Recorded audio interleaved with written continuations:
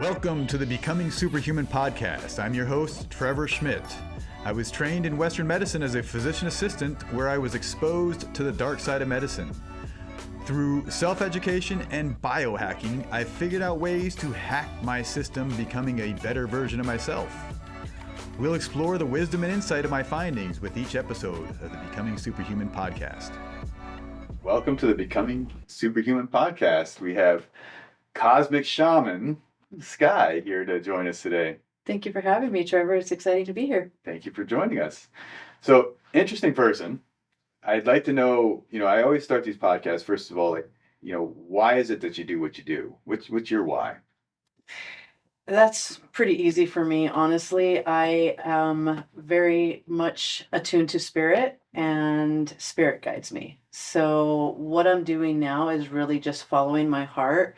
And it's gotten to the point where I literally cannot deviate from walking the spiritual path, because spirit is just so clear and it just feels so out of alignment if I veer away from that. So, and the blessings that come, the bliss, the joy, just all of that is its own reward. So I'm very grateful to be walking this path. That's awesome. As I learn more about the spiritual stuff, I've come from a very logical mindset, and my teachings and my programming from schooling is very logical, and I've been shifting in this different direction.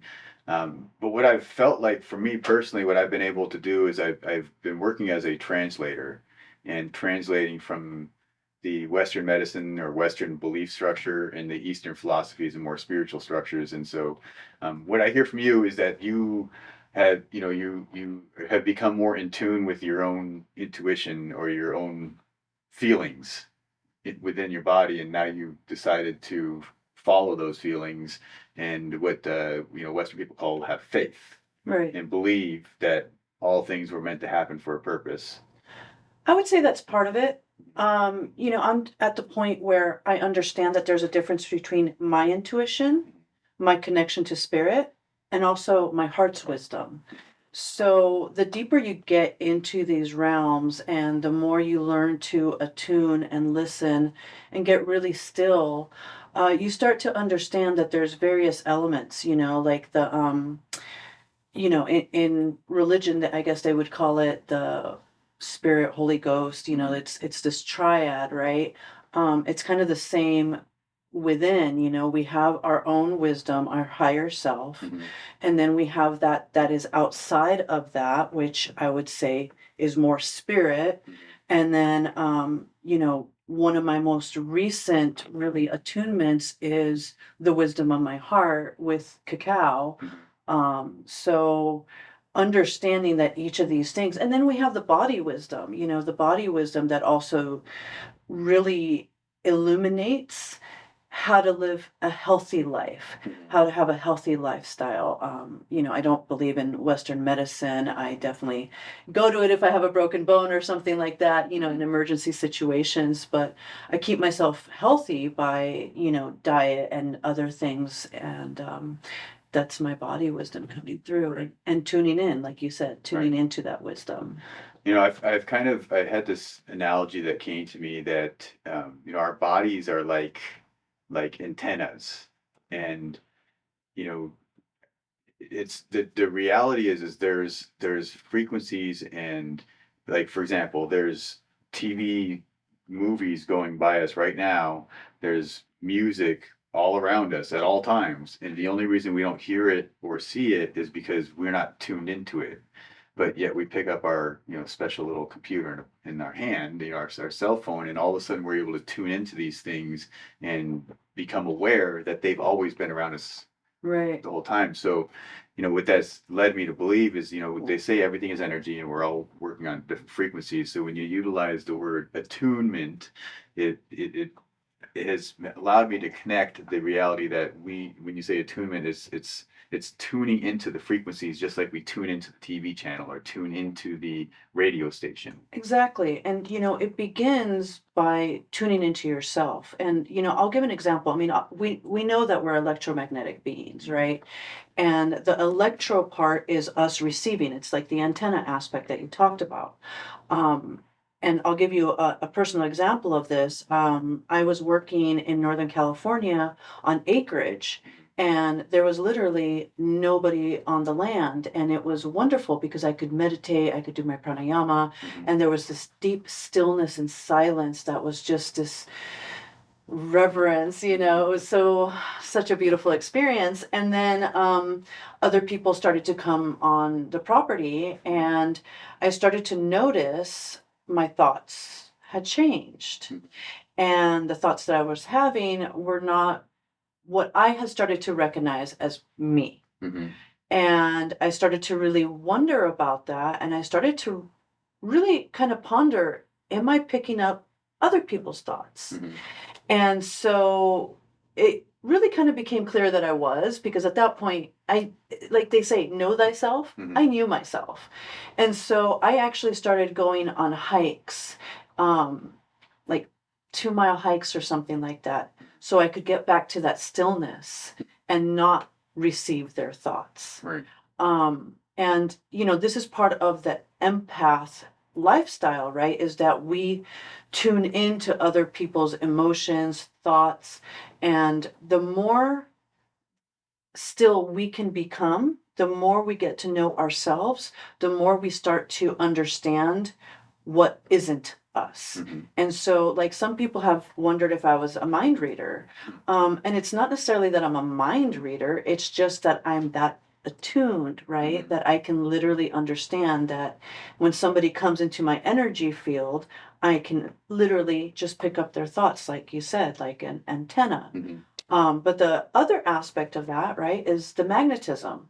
So we can also attract with that, Mm-hmm. and we attract through feeling, right? And so that's like what they talk about, the secret of manifestation, right? You want to focus on the things that you want and attract what you want, and it's really about the feeling of already having it. Right.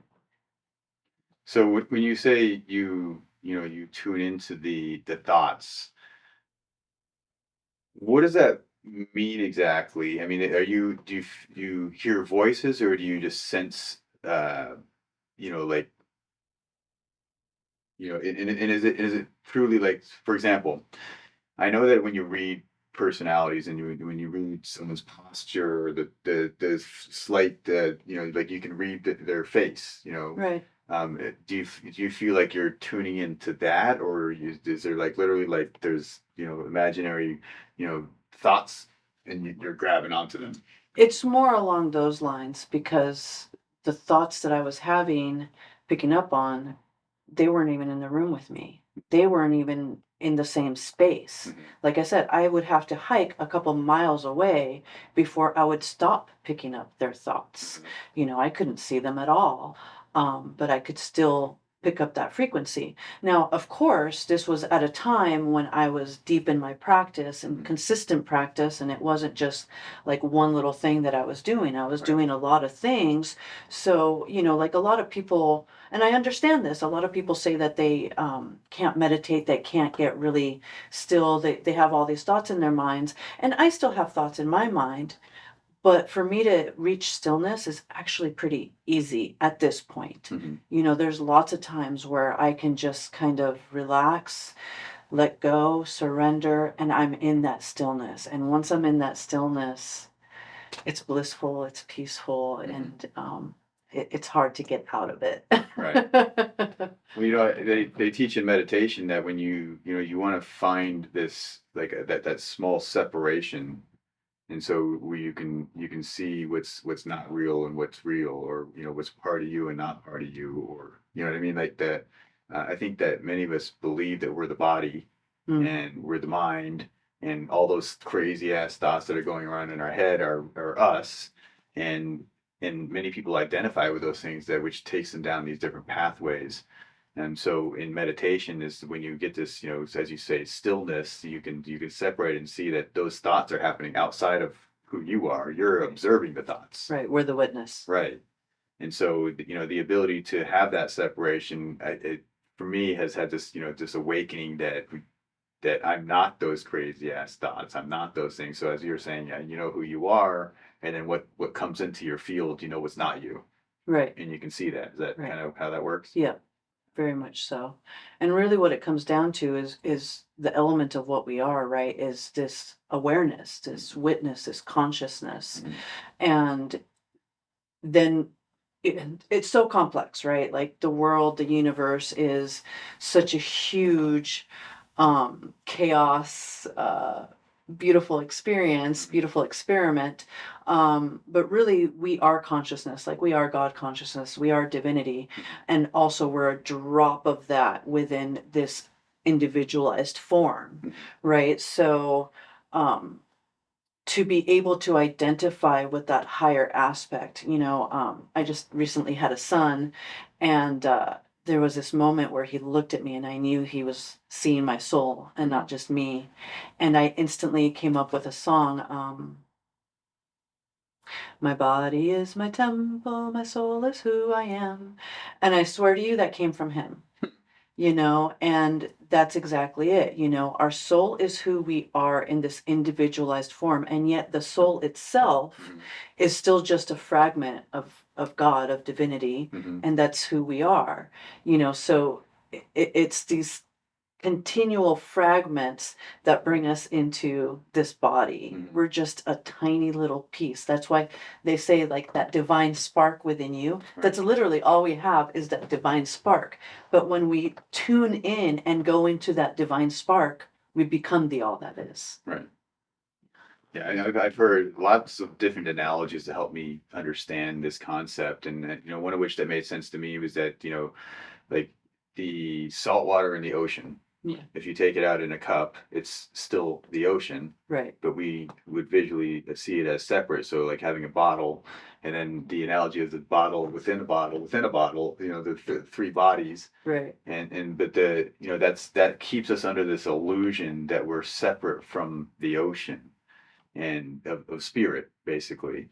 And for me, it's I guess it's hard to conceptually understand these things. And so I know that plant medicines kind of have their role in helping to unveil for a short period of time these illusions. What's been your experience with that? I would definitely not be who I am if it weren't for the use of entheogens. I kind of began kind of where you are. I really love science. I came from a very scientific mind. And then, various experiences led me to set my heart ablaze, and I became much more devotional and centered in my heart. And I remember the first time I did DMT. I was at a friend's studio, and he had one of those lights that beam down the different colors, right? And I was sitting on a couch, and he was holding it so that I could smoke it. And I remember like taking a hit and falling backwards. And he was like, no, no, no, no, no, no, you need more. And I remember trying to move up and trying to take another hit. And like, I barely could do that and just fell back. And I was seeing these balls or these beams of light, and these beams of light started to turn into balls of beams. And then they started to swirl around each other, and they swirled around me. And then instantly I was in a completely other dimension.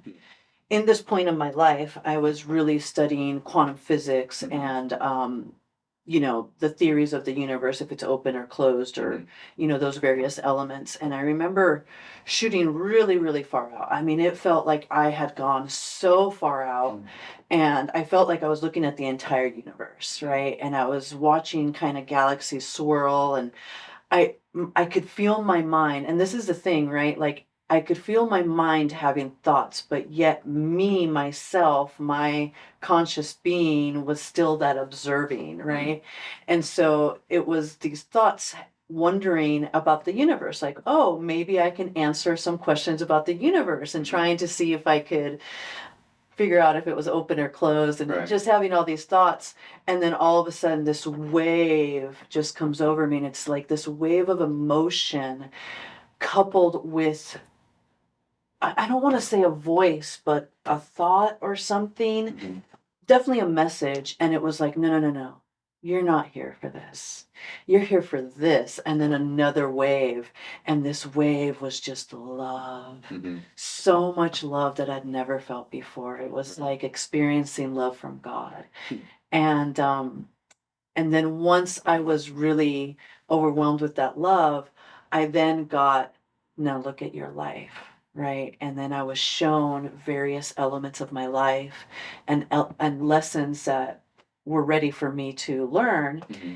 And where a lot of people would have been like heartbroken or devastated to see these aspects of themselves, I just felt gratitude and humility to be able to see. Mm-hmm. Because to be able to see means that I could change it, means that I could grow and Right. create something different. Right. And as these lessons were coming in, this voice or this being or whatever it was like, you can learn this now.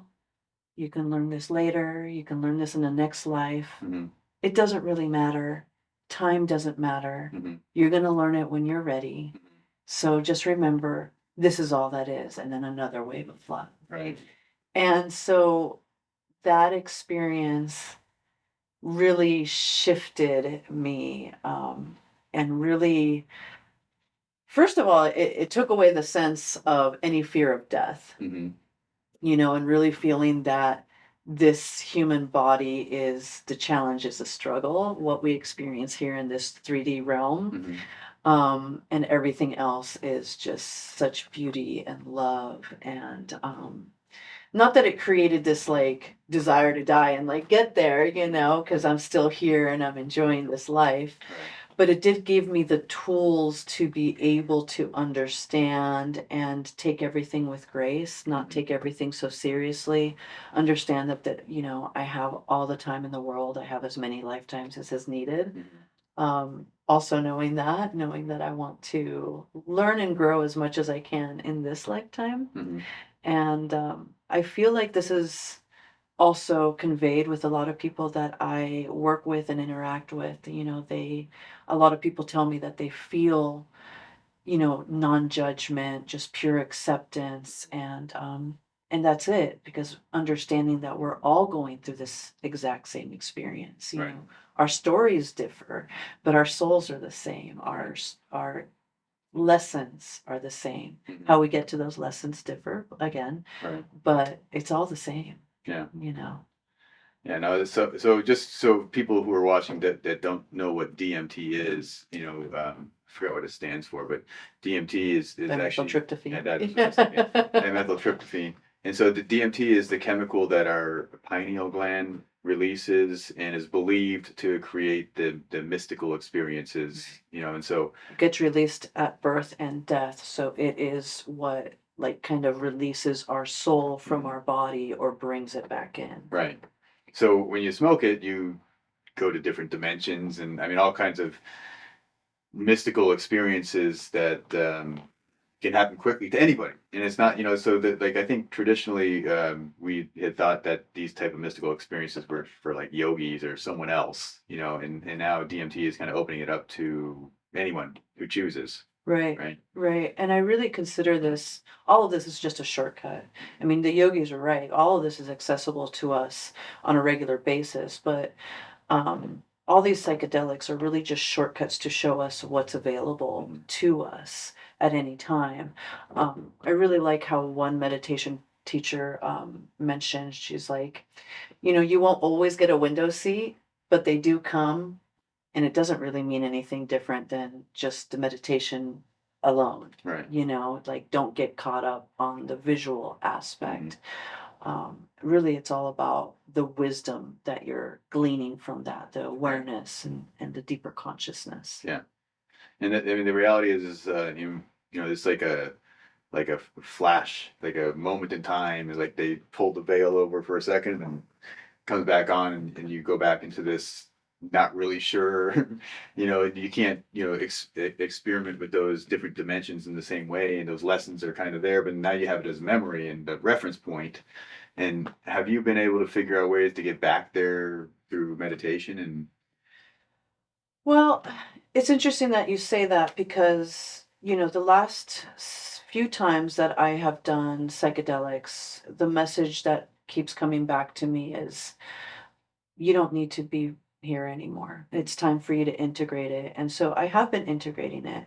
A lot of it is making sure that you have the time to integrate the wisdom that you're receiving in these other dimensions. Mhm. Because all the wisdom that you are receiving is meant for you to live your life through. So if you don't take time to pause and integrate, then you're just going to be learning the same things, and eventually it'll lead to addiction to those experiences. Mhm. And this is one of the things that I'm really kind of like to bring caution to, right? Like, are you using this as a spiritual tool, or are you using this as an escape mechanism? Mhm. If you're using it as a spiritual tool, then you need your breaks to be able to fully integrate it. Like you say, it's this veil, and then the veil comes back on. That veil only comes back on if you aren't integrating it. Mhm. If you're stepping fully back into the 3D world.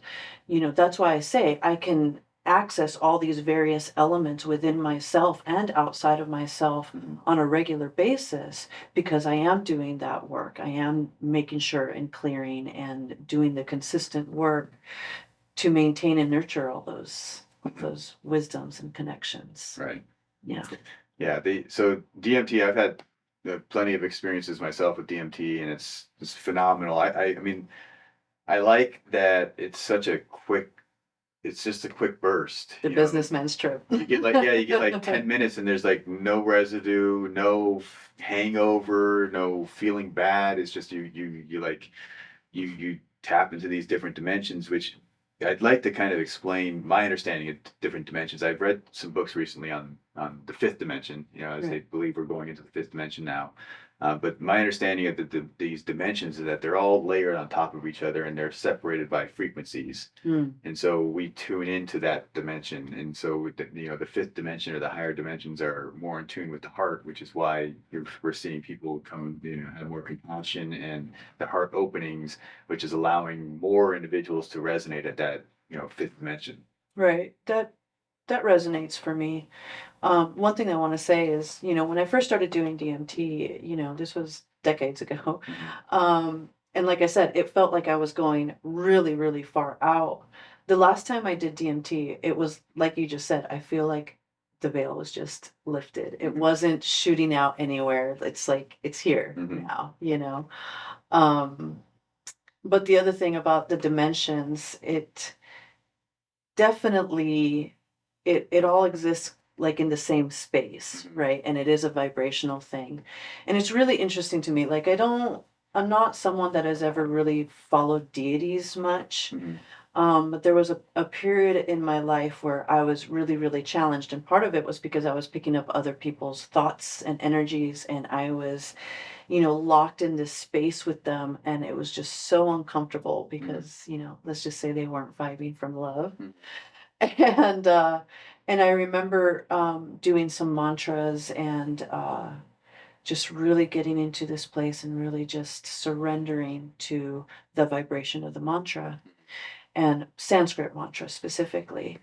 And lo and behold, I experienced a deity, Mhm. a Hindu deity, and I wouldn't have thought much of it, just like maybe a psychedelic experience or Mhm. something like that. However, to go into more detail with this specific event, I was actually in a truck. So I was driving in a car with these people. Mhm. And when I had this experience with this deity, it was really beautiful. I won't go to too much detail about that. But when the experience was over, he basically said, "Now, my daughter, like, open your eyes." And just at that moment when I opened my eyes, we got into a car accident. Hmm.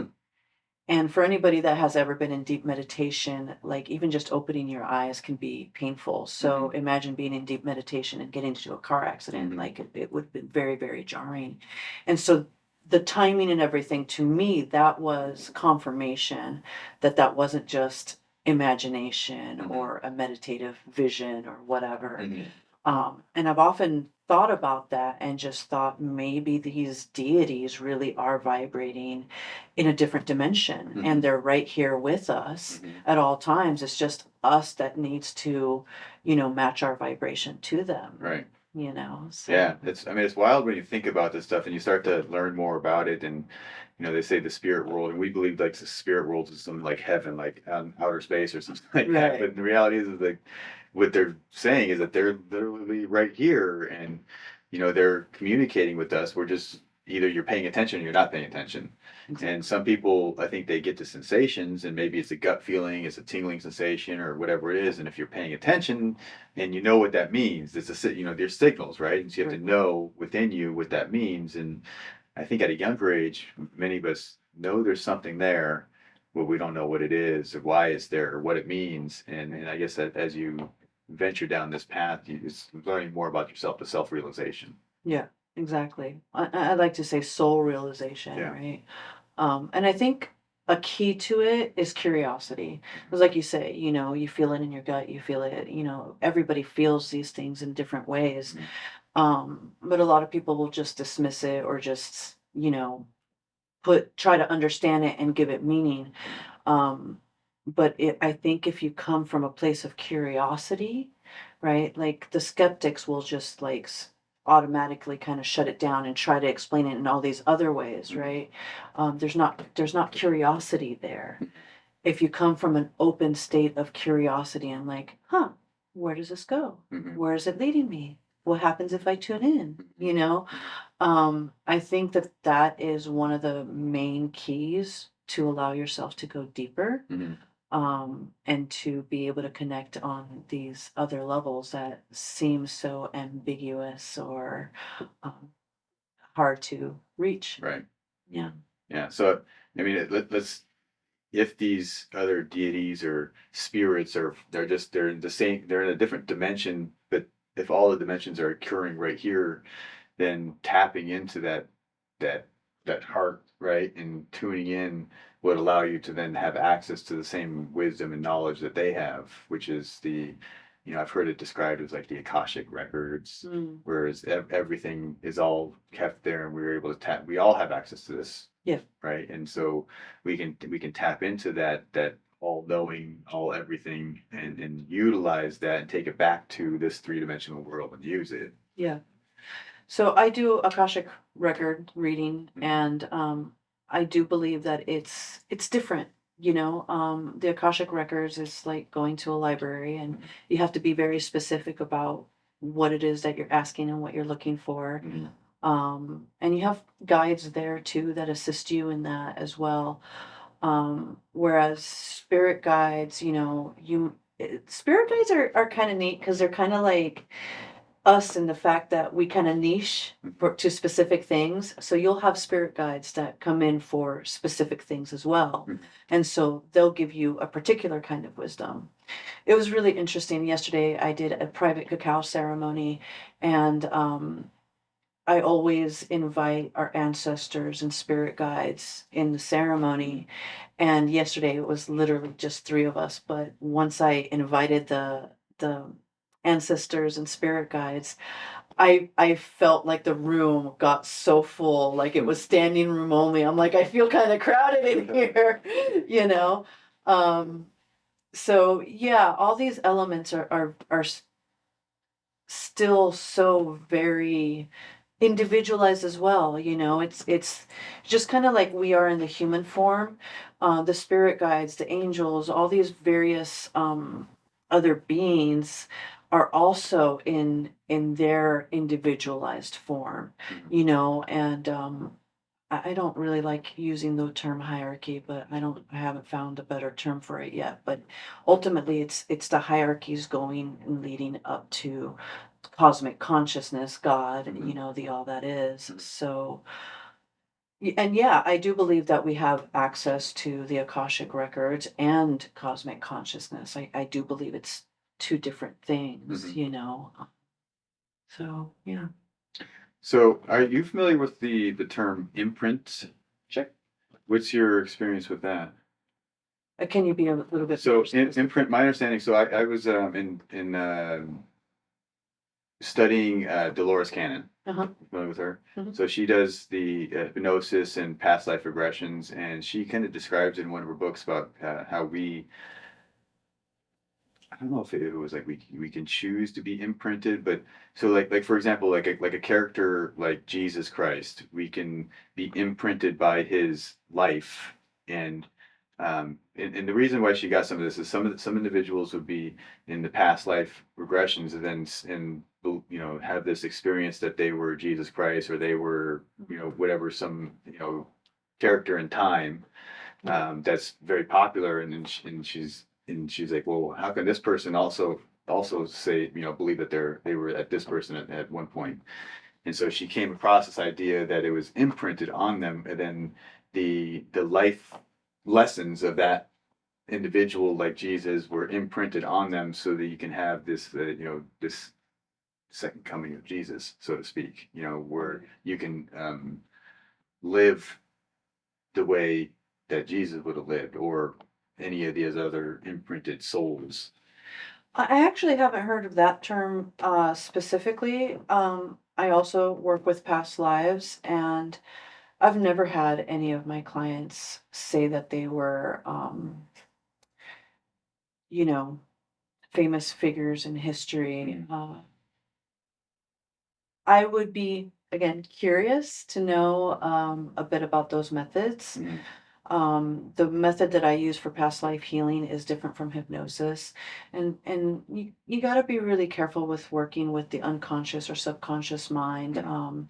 There can definitely be a lot of suggestion there and things where I believe that the ego wants us to have significance and wants us to believe that we were Mm. a particular, being.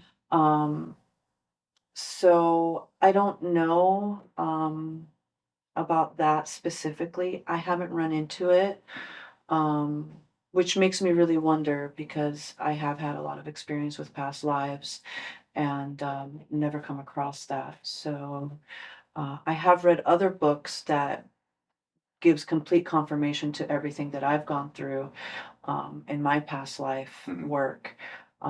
And this person also didn't mention anything along those lines. So, yeah, I'm really curious. It's interesting stuff. Yeah. I mean, the more I read about these different topics, it's I mean, each individual has different experiences, but a lot of the stuff there's connections between these different experiences, different people, and it's fascinating Yeah. what's even possible. And what I realize is that first of all, anything's possible. But when it becomes into your consciousness and you realize that it's possible, that's when it becomes Reality. reality. Yeah. And the best story I had of this is there was a runner that ran the 4 minute mile.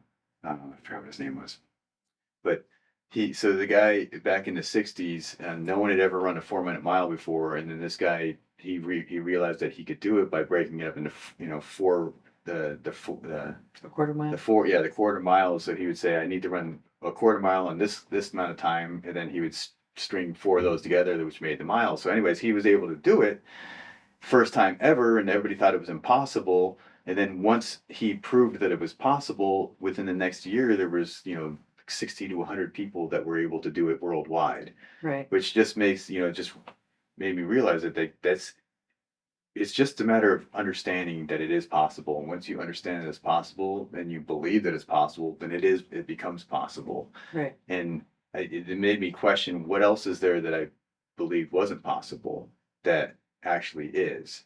Or what do I want to do? If anybody else in the world has ever done it, then it is possible. Right. Right. And understanding that, and that kind of like unleashes a lot of the limitations that we have on ourselves. And that's a lot of how I begin working with my clients is really getting to where their beliefs are. You know, there are so many limiting beliefs that we just accept as truth, like Mhm. healing is hard or healing has to take a long time. You know, these are things that most of us just accept as truth, Mhm. but it's a belief system, and our values instruct our belief system. Mhm. So we are really limitless being, you know, and it's just, I think the biggest challenge for us is finding where our limits currently are and how to break through them, Mhm. right? And you know, I love the name of your podcast, Becoming Supernatural, because to me that's what it's all about, right? Mhm. Is just breaking through anything that is stopping us from knowing our full capabilities, Right. full divinity, because Right. really that's who we are, is divinity, and so we're just awakening to that. Yeah. And interesting, I think, biohacking to me is when you say figuring out where your limits are, that would be tracking. So you track what you do already, so you know where you are now, and then breaking beyond those limits is, doing whatever we're doing to improve, and then continue to track and prove to yourself that, hey, it is possible to get beyond these limits. And there really is no limit. I mean, you look at the things that kids are doing now with like the X Games. And when I was younger, like doing a 360 on a skateboard was oh my God, it's impossible. And now they're doing like, I don't even know what the numbers are, but like 4 or 5 rotations and flips. And it's like, it blows me away that that's even possible. Right. And it's not the end. It's just a matter of building a bigger ramp and creating more airtime and, you know what I mean, more spin. And anything's possible for those who have the imagination to create it. Right. And for me, what I love about what's happening with kids is I don't know if you've seen this, but they have some like Jedi mind trick Hmm. games where you can move a ball with your mind. Huh. And so they're training them to do this at a young Right. age, right? And like you say, just when we get more sophisticated with the kind of training tools that we give them and Mhm. understand that we have the capacity to do so much Right. with not even, you know, putting in action, but Mhm. just here or Yep. here, it's a really exciting time, I think, right now. It is. Everything exploding, Right. AI going, like I'm loving all of it. I Right. just feel this is such a leaping point, you Right. know. This We're is a great time to be alive. it It really really is. is. But and it blows me away that some people are like, "Oh my God, they have so much fear, the fear based, and that belief structure it keeps people in this place of, just anxiety and, low at the lower vibrations and, when you just let go of all the possible fear stuff and Right. then you realize like, oh, it's like the river of life it's going to keep going. Right. It's never going to stop. What we call time is never going to stop. It's going to keep going. It's keep moving. Things are going to continue to change, and we can flow with it or we can resist against it. Right. And many people, it's like they believe they can stop things and they can resist against it and somehow stop the change, and that's never going to happen. You can't stop evolution. Right. And the thing that I always keep in mind is like, yes, AI is moving forward. There's all these things that are moving forward. And so are we. Like you said, we're stepping into the 5D. So as these things are evolving, so are we. So wherever they reach, I do honestly feel that we're always going to be another step above that, Mhm. you know, or several steps above that.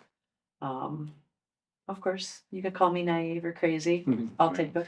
I'm sure in this realm, I'm sure we get that a lot. I mean, Right. because people that just don't understand, it's easier to say they're crazy. Right. They don't know. I know. They don't know.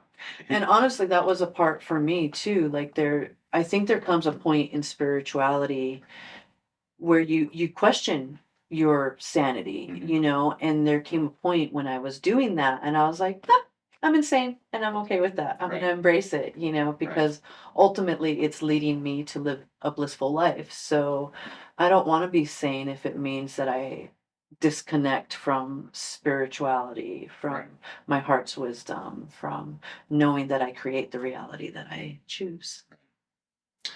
So, assuming that psychedelics help you to, we'll say, resonate or attune to different frequencies, Each psychedelic, in theory, has a different frequency to it, which then has different lessons to them.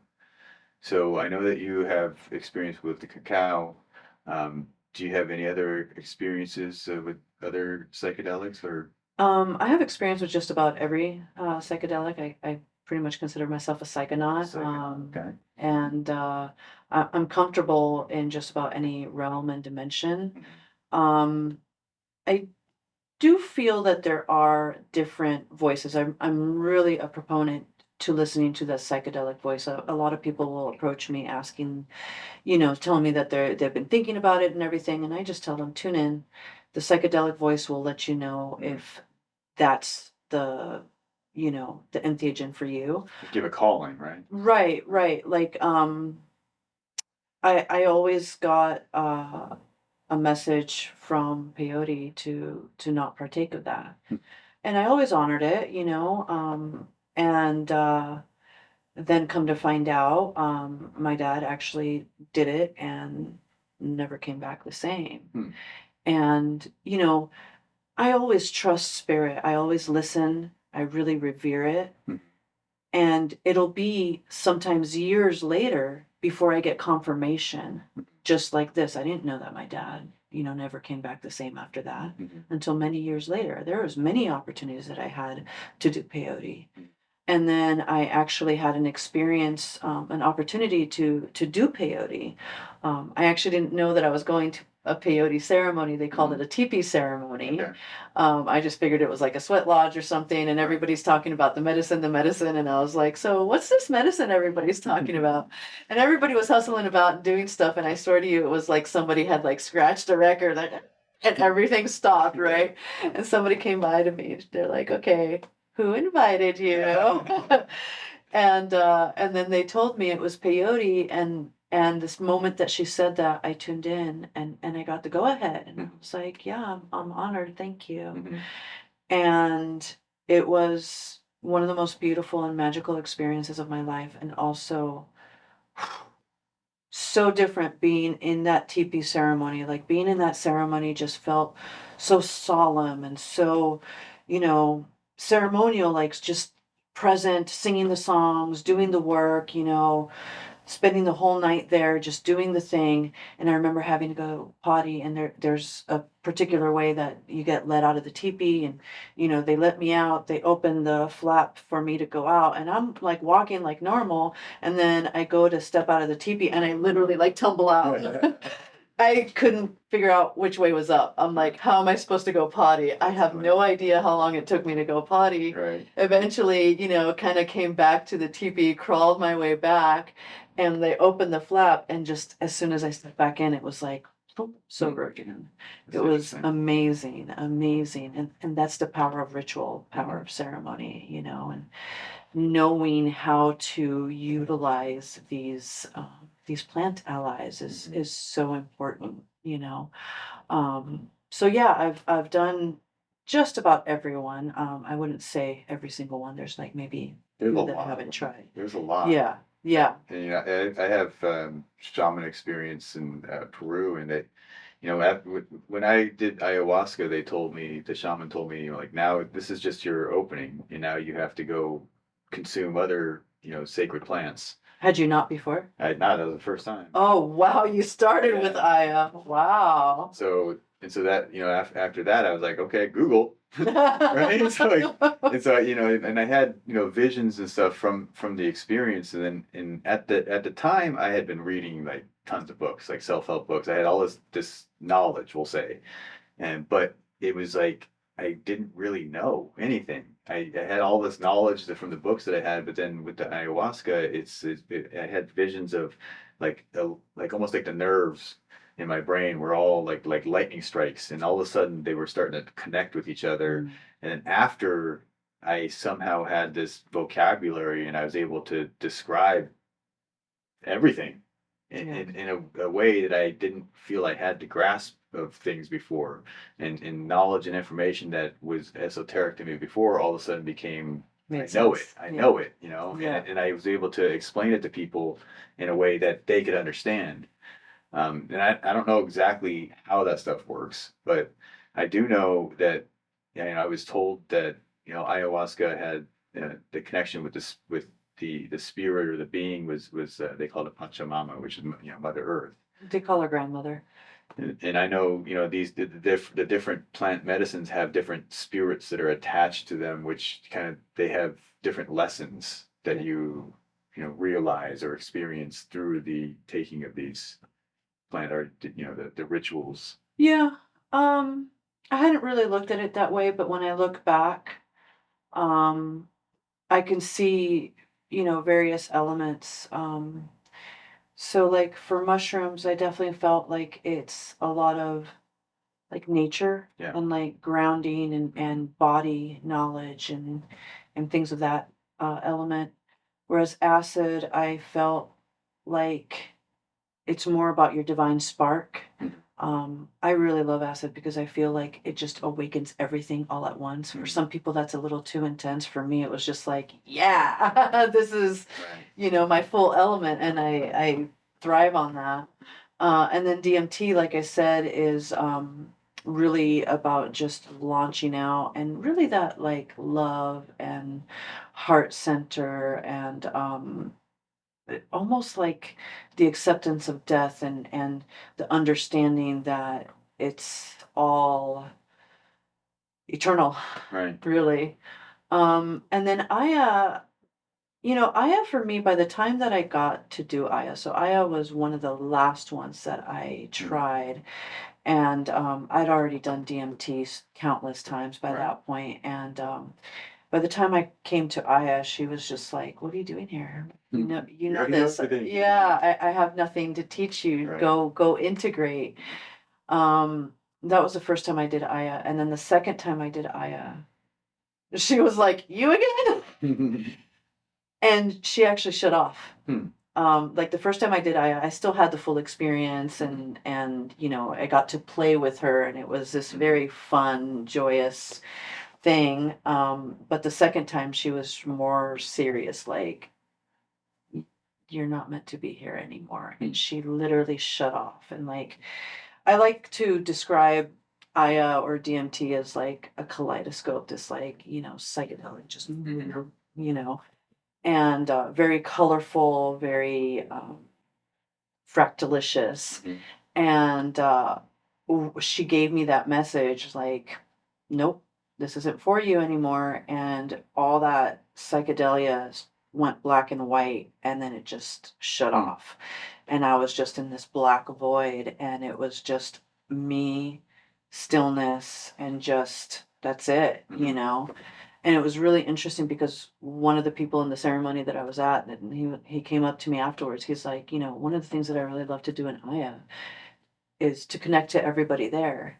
He's like, but when I try to connect with you, you were gone. I couldn't feel you at all. And I was like, yeah, I went into the void. That was all there was. All right. Yeah. And that was actually probably one of my hardest integrations because one of the messages that I got through that was that nothing matters. Nothing that we do matters. People that are going to heal at their when they're ready. So I'm not really doing anything. Right.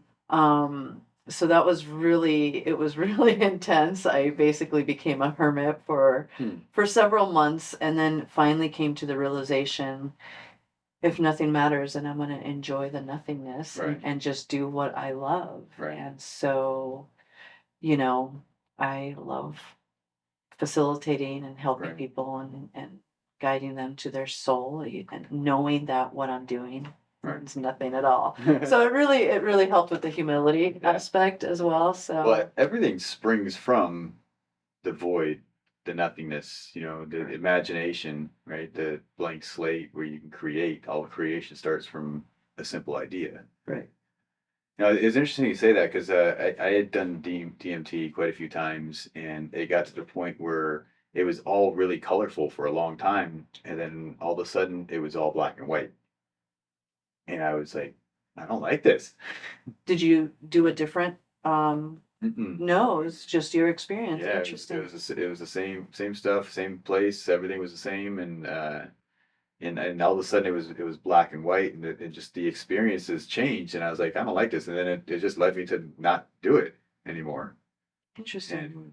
And, and I felt like, it's past my time. I've already learned all the lessons that I need to learn, because every time I did it, there was a different lesson, different experience, which is Right. amazing. It's not like you drink alcohol, you have the same experience. You smoke weed, you have this very similar experience, but this was a different experience every time, different messages, different ideas afterwards, and but then it just stopped.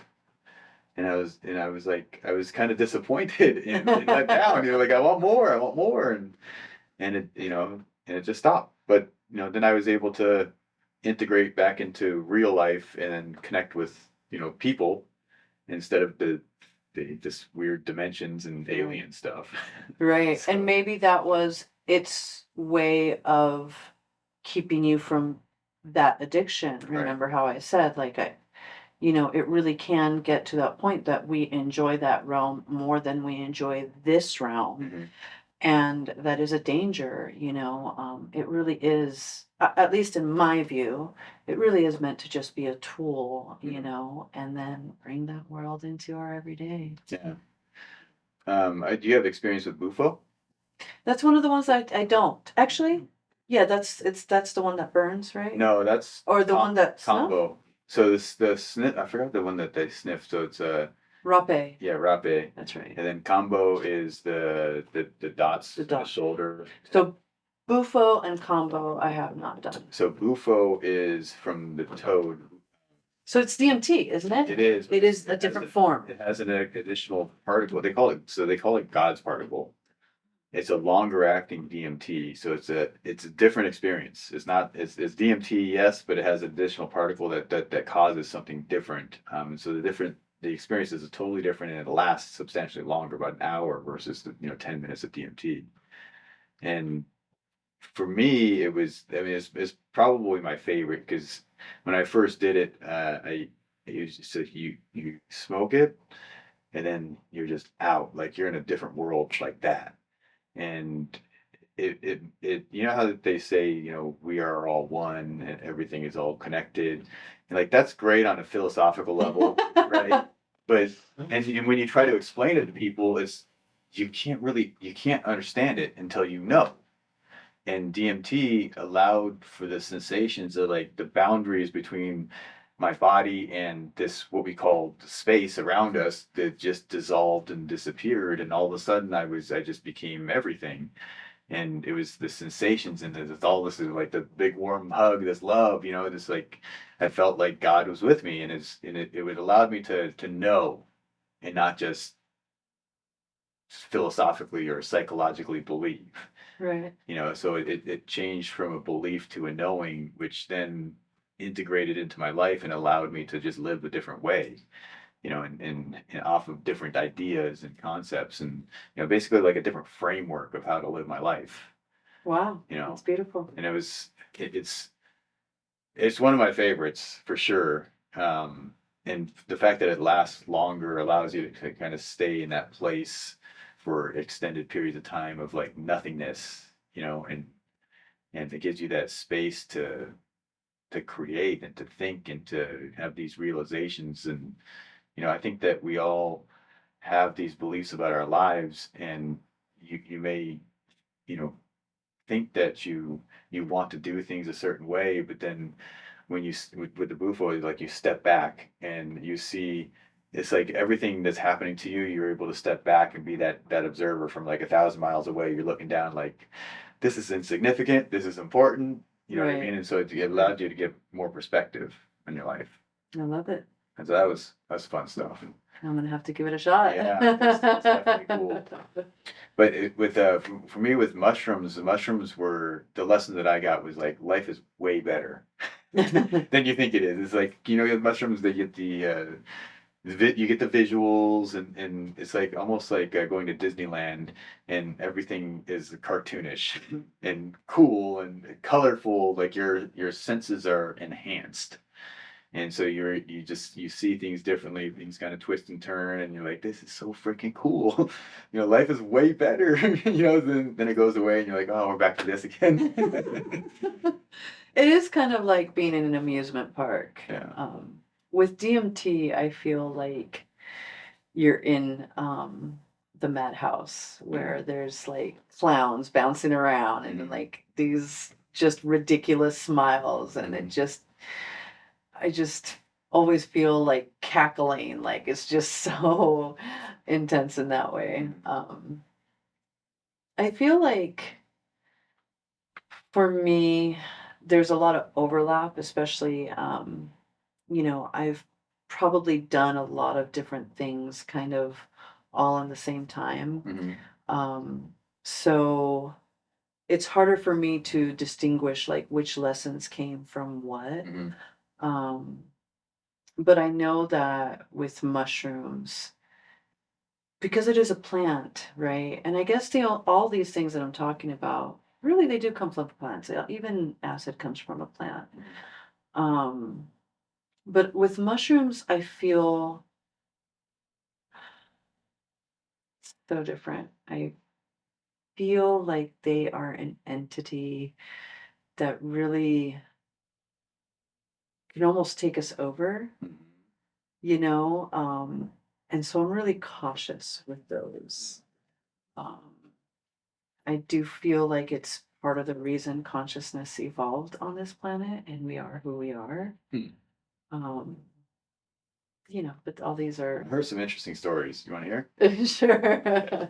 So mushrooms, if you there's actually a documentary on this, and the how the mycosis or whatever, the Mycelium. mycelium, and so it spreads underground, and they call it like the internet for the plants, the Yeah, trees, and so yeah. they It's the connect, consciousness of they connect all the plants, and they provide nutrients and things like that. So they help the trees stay alive, but they also, connect information. It was believed that the mushroom or the mycelium, it was an alien because there's nothing like it on this planet. And I also had the experience that it was an entity of its own, in that it takes over our body, and the more mushrooms you take, it literally takes over and thinks for you. yeah.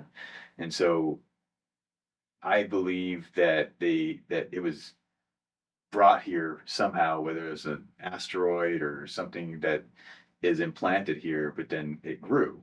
Right. And the consciousness of the mycelium or the mushrooms or whatever, gets into whatever consumes it, and now it becomes part of. And I got the same sensation when I took ayahuasca, um, that it was taking over me, if that makes any sense. Whereas I totally agree with you with what you're saying. And that's part of my caution with mushrooms is I do feel like it's this alien force or being, and I'm not so comfortable with that. Whereas Aya, I feel like it's an earth-based ally. And yeah, I do feel like she takes us over, or I feel like any plant ally kind of takes us over. But I don't feel like she wants to keep taking us over, if that makes sense. Right. Whereas mushrooms, I feel like it's almost like invasion of the body snatchers type of It's thing. always like, I want more. Yeah, Give me yeah. more. And I know people that, consume so much that it affects their speech and the way they think and really their personality and who they are. And I can almost recognize it in people even without like knowing them. I can recognize, the people that have done an obscenely amount of mushrooms. Whereas, the more earth-based plant allies I feel are more about our evolution, whereas mushrooms, it's about their evolution and evolving through us. That's a good way of saying it.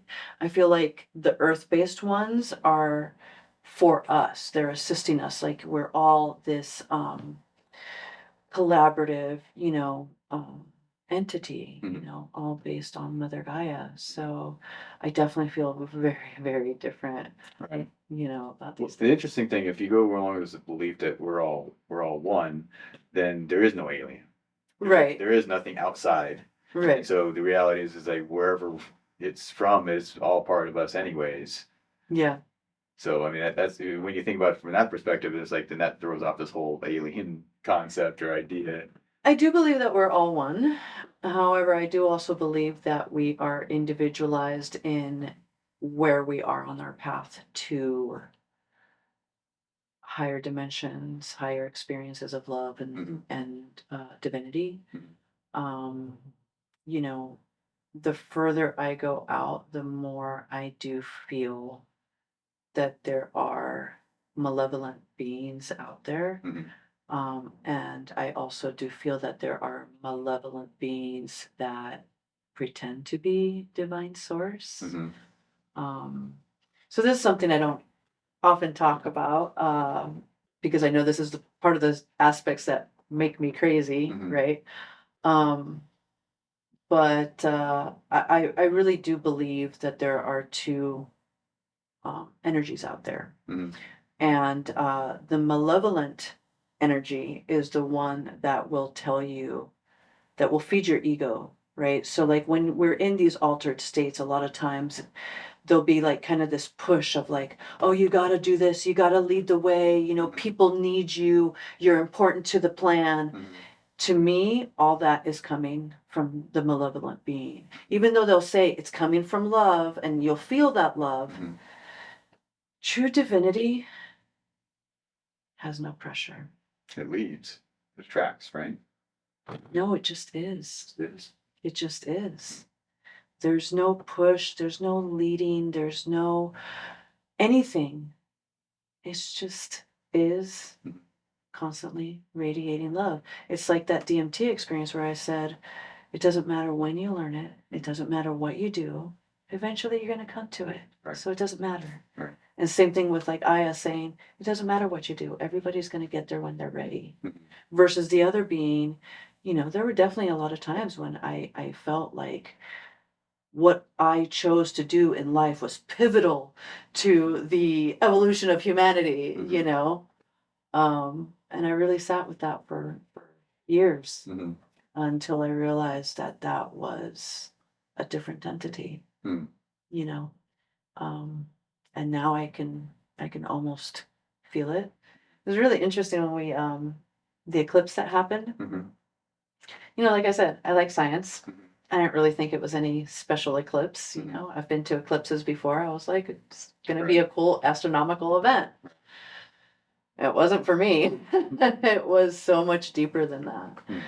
And I felt this other entity, you know, and I felt it attempting to bring fear into my heart. And I stood strong in my love and my surrendering into that love. And there was a moment where I felt it kind of hesitate and almost become self-realized in itself and being like, oh, I'm love too? Like, what? Right. And in that moment, I felt like the love vibration had won, you know? And I think a lot of it, you know, moving forward, you know, we're obviously in this very pivotal time in our evolution in on the planet. You know, we can either destroy ourselves or we can evolve. Right. You know, and I think, like you said, the 5D, going into the 5D and that being heart centered is a pivotal aspect of that.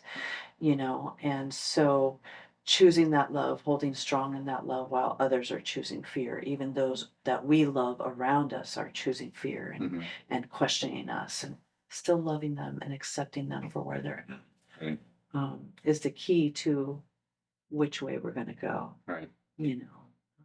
So. Yeah, I mean, it's when you're saying that, like the two different energies, I mean, it's almost like they, you know, the religious, they call it the good and evil. Yeah. Right. Or the better analogy would be the Star Wars, you know. Right. So there's always this battle between the two energies, you know, and it's kind of going back and forth. And you know, I sensed that as well, and you can literally see this in society, how there's the negative energy, the negative people, the people that want the things that are causing issues, and they're really they're egocentric, where they're trying to build themselves up, Exactly. while tearing down others. And but then there's the good people who are like, no, we're just here to help people. Right. And so then they kind of go back and forth, and and we watch this drama play out. And the reality is all one anyways. but we want to create this illusion like we're separate. There's a duality, as they call it in the Eastern philosophies. Right. But that's just an illusion that doesn't exist. Yeah, I mean, if we want to see it from a higher perspective, then and we're all one, then that's just the aspect of ourselves that still is um, giving energy to fear, right? So we just need to continue to face those aspects of ourselves so Right. that we can truly unify all aspects of ourselves. Right. Integrate in the shadow, right? Yeah, exactly. Exactly. So, for me, facing our shadow and facing all aspects of ourselves, this is um, part of the work. This is why psychedelics can be scary for people because it shows you stuff. Mm-hmm. This is kind of why I consider myself a psychonaut, because I will look anything in the eye Right. and love it. Right. Accept it just as it is. Um, I was going to say something else, but it escaped me. So now, why don't you tell me more about your experience with cacao and how that's entered your life and what it's done for you? Ah, cacao is so beautiful. It's one of my more recent um, indulgences. I'd been hearing about cacao for a really long time, and I always like to experiment and check things out. And I never really felt anything until one time that I experienced a particular brand, Case Cacao, and all of a sudden my heart just opened like a perpetual rose in bloom, Mm-hmm. and it was amazing. And I was hooked. Mm-hmm. And the thing about cacao, the thing that I really love about cacao is it's a gentle plant medicine. Mm-hmm. So it's only going to lead you where you allow it to lead you, Mm-hmm. kind of thing. Um, and the thing that I love about it is that it also gives you the one thing that you can integrate now. So I'm used to doing all this deep work, all these deep psychedelics, going really diving into the deep end. And cacao is just kind of opens the door, right? And it's easy to discount the wisdom that comes through Mm-hmm. because it is so simple, Mm-hmm. right? But the thing about it is it gives you that one step that if you integrate now can shift your life and allow you to walk a more heart-centered path. Mm-hmm. You know, for example, at the beginning of this year, um, I always do a personal ceremony before doing a ceremony for others, so I know where the cacao spirit wants me to lead Mm-hmm. it. And what came through was ease and flow. It's like ease and flow. Okay, that's so simple, right?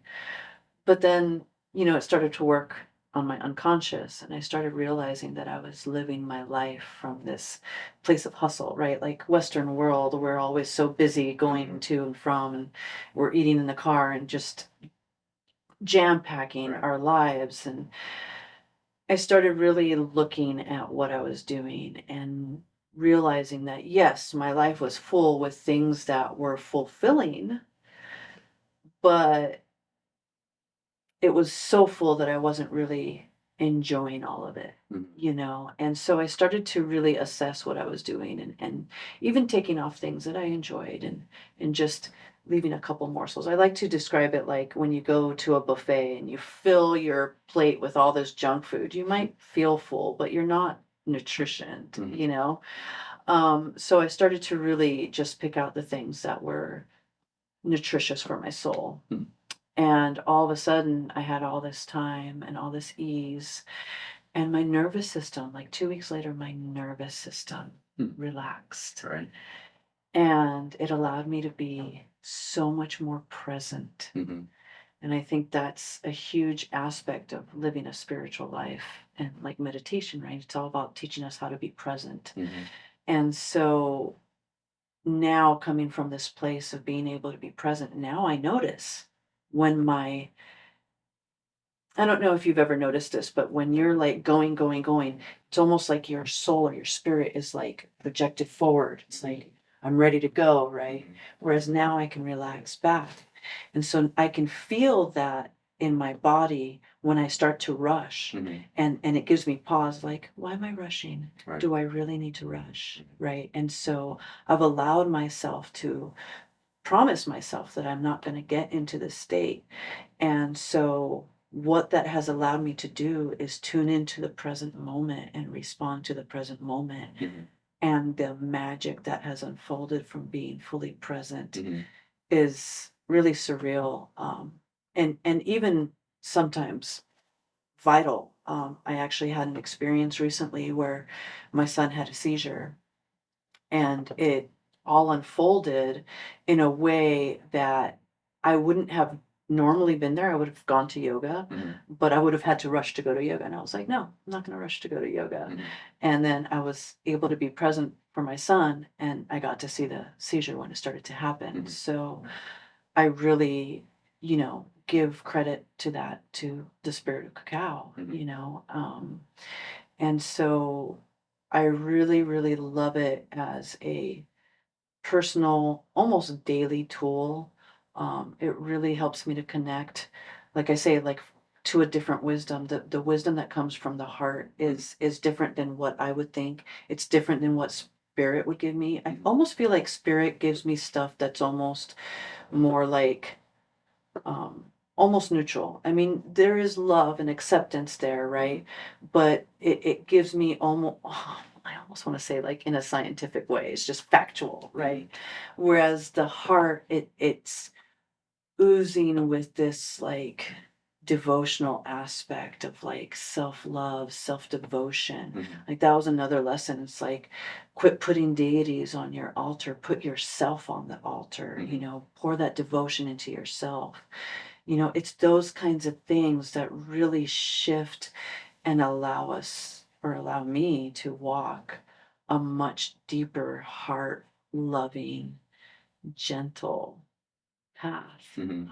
So it's a beautiful gift, and it's a gateway for a lot of people. It's a gateway for a lot of them to start to understand that there's more out there. Since people are more comfortable doing cacao than say doing Aya, Right. they'll start there, and then oftentimes, I'll have people be like, oh, well, I've been thinking about doing Aya, and I'm like, talk to the spirit of cacao, let it let you know. If you don't know how to connect, here's one way that you can connect. And then I also tell them the science. A lot of people, especially for those who haven't begun to connect, it might be because they're in their mind. They need that science, and so there is science to back what's happening with cacao. It's the fact that there's anandamide, which creates sensations of bliss. There's PEA, which creates sensations of love. There's theobromine, which actually moves the flow of our blood, crosses the blood-brain barrier, and gives a sensation of our heart opening. You know, you put that on top of the knowledge that our heart actually has wisdom, and I often refer to heart math, right? That has done a lot of the science, and show them that there is actual true wisdom, greater wisdom in our heart than there is in our brain, our mind. Then it starts to allow people to understand, okay, there's something more than I have experienced, and it gives them that gentle opening to that. So yeah, and then once you open that up for people, it's just a doorway, right? And then they start to understand that there's so much more, and then they get to go on their journey. Right. And I think the important part is just with people, they need to understand that there's more. Because a lot of people think that they're stuck in whatever their rut is, whatever they're doing on a day to day, like they get up at whatever time, they go to work, they drive this, and it's like the same routine. It's like Groundhog Day every day. People do the same thing. And to realize that you don't have to do that. You don't have to. Right. You choose to. Right. You don't have to. Right. There's a difference there. And many people don't realize that they can choose anything. Right. And if you don't like where you are, you're not a tree. Get your ass up and go somewhere else. Do something different, right? I mean, if you don't like the people that you're around, go be around other people. If you don't like the place that you're living, go be somewhere else. And you don't like your job, quit. Right. But people, I think the first thought that comes to mind when I say those things is like, oh no, I couldn't because. Right. And then whatever comes after because is your bullshit excuse. Right. Right. And we all have them. Well, it's the victim mentality versus creator mentality. Right. You know, are you a victim to your experiences or your circumstances, or are you creating them? Mm-hmm. You know, and unfortunately, the people that are in victim mode, to me, those are the people that I can't reach. Mm-hmm. And honestly, I don't even want to try anymore. You Right. know, I used to want to try to reach everybody Right. because, you know, when you're in this place, you like want everybody to Right. feel the love and the bliss, you know. But you come to realize that certain people are just almost fighting against themselves, Mm-hmm. you know. And so you kind of give them a gloves and say, okay, Right. keep on where you're going, because that's a choice too, Yeah. and you're not ready to see that that's a choice. Yeah. So I definitely chose a long time ago to play with the creators. Yeah. It's so much more fun. Yep. And so much more expansive. Yeah. No, it's funny. Even from a business standpoint, I started changing my words that I use, and it's like, and I realized you can't help everybody. Mm-hmm. And so for you can't help everybody, then the people that are in a certain mindset, I'm just like I almost repel them away with specific language. You know, like I don't want people like this. Yeah. You know, I don't want you if you're thinking these things, that don't even bother. Don't waste my time. Right. Don't waste your time. We're not a match. Go somewhere else. You know. Right. And the interesting thing that I found with that is that it sounds like I'm being a dick. It really does. But it seems to attract the people that are in tune with me, Mm-hmm. because they're like, I'm not like that. Yeah. I'm like you. Mm-hmm. Okay, cool. Yeah. And we can rock. Right. You know, everything's gonna be good. Right. And that differentiation in the energy, it makes it more clear to people. And those people that they want to do their own thing, then they just go on their own path, Yeah. which is fine. Yeah. That's good. You know. You know, this is one of the things that I kind of grapple with in life, is that I've been on this path for so long, and vibration, to me, everything at this point is about energy and vibration. Mm-hmm. And where people are vibing is extremely important to me, because just like tuning forks, we resonate to the lowest vibration that exists in our environment. Mm-hmm. And so this means that a lot of my time is spent alone, Mm-hmm. because to find other high vibrating individuals is challenging. Mm-hmm. You know. But like you said, you know, the more that I choose to maintain my high vibration, and by that, that includes releasing those that aren't vibing high. Mm-hmm. I mean, I've been told many a times that I'm too intentional, Mm-hmm. you know, all these things that I'm like, thank you, you know. Right. And it's funny because something that happens when you're with others is that you absorb some of their karma. Mm-hmm. You know. And so if you're with somebody who's in a negative state, you're absorbing their negative karma. So if you're struggling with, you know, creating change, and you're wondering why, part of it can be literally the people you're surrounding yourself with. Mm-hmm. You know, they could actually be wanting to empower you and believe the best in you, but if they're not already living that life as well, Mm-hmm. it's still rubbing off on you. Mm-hmm. And at the beginning of this year, I was like, okay, you know, I want my life to be different. Don't get me wrong, it's blissful. I'm very happy and so grateful for all the blessings that I have, and I want more. And I was like, I really need to focus on what it is that I am attempting to achieve. So I'm just going to, you know, release all these people. And one thing that I learned a long time ago is that karma is like those ripples, right? Like you throw a rock into the lake and there's all these ripples and eventually it starts to fade. Same thing with karma, same thing with the people that you surround yourself with. It takes a little while for those ripples to clear out and for your ripples to take over. Mhm. So, it was at the beginning of this year that I really made that choice, that conscious choice. Like, I'm not dating, I'm not anything. I've stopped all that so I could focus.